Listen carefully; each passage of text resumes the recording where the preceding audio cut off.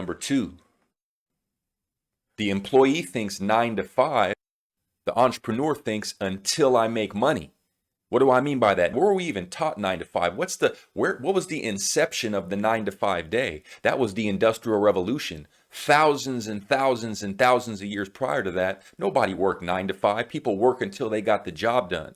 And especially if they're passionate. Where do we learn? How do we get programmed under the 9 to 5 concept? It's in the school system. When you think about Monday through Friday, weekends off, you work the same hours every single day. We learned that in kindergarten and then first grade. Next thing you know, we're 12, 13 years in. We are programmed. And then now 2021 comes and we're trying to go out there and get after this thing. But then we got this 9 to 5 mentality. Why is there rush hour traffic in the morning? Because of the 9 to 5 workday.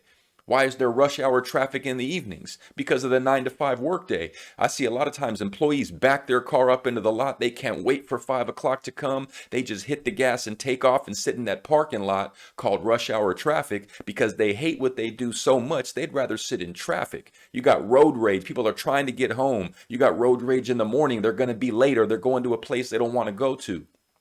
So many circumstances. And then you got business owner, the entrepreneur. It's about until I make money. We're in our spirit, we're not corporate employees, we're hunters and gatherers in our DNA, and we would go into that wilderness, and if we didn't come back with something, our family was still hungry, the village is still starving. So it's not really about your intentions, is did I get the job done? So we go out there, and if I got to go find a fish, if I got to be an extra hour in that lake hunting for a fish, well, that's what I got to go do. I don't just go back home at 5. That's what it's like. And you can be if you own a business, you can go to your location, your place of business, be there the whole day. And if you didn't make any money, it was like you weren't even there the whole day. A restaurant who has nobody coming in is just a building with food in it. Restaurants are where people actually come to eat. So you got to get that generation going. So do you want to get paid on 9 to 5? You're always going to be limited. But do you want to get paid until you make money? Yeah, that might seem scary. But that's the way you're programmed to operate. Number 3, employees think benefits.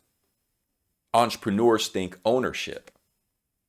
The benefit to ownership is actually that you get to own something. At the end of 30 years, you get to keep it. If I'm going to work and live in a home for 30 years, I want to make sure at the end of 30 years, I get to keep it. Well, if I'm going to work for somewhere for 30 years, I want to make sure at the end of the 30 years, I get to keep it. It stays in my family. I pass it on to the next generation, and we start to incur what they call generational wealth. The little short-term carrot in front of you to keep you chasing that carrot is the benefits. There is this story about one of the first employees, I believe the first 80 employees of IBM, and he ended up quitting and went to go find a job or did whatever he went to go do, and they interviewed him later, and I guess they were trying to make fun of him and say, wow, hindsight is 20/20, right? And he said, well, why didn't you stay?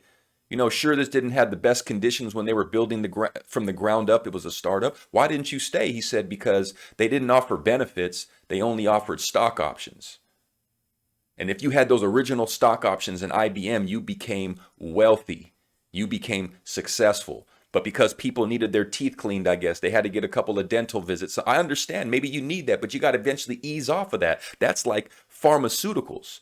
The reason you have high blood pressure is not because you don't take a pill. You got to learn how to wean yourself off of that. When you got $1 million saved, when you got $1 million a year coming in, you don't need benefits. Go for the big. Go do something big in 2021. Are you thinking benefits or are you thinking ownership?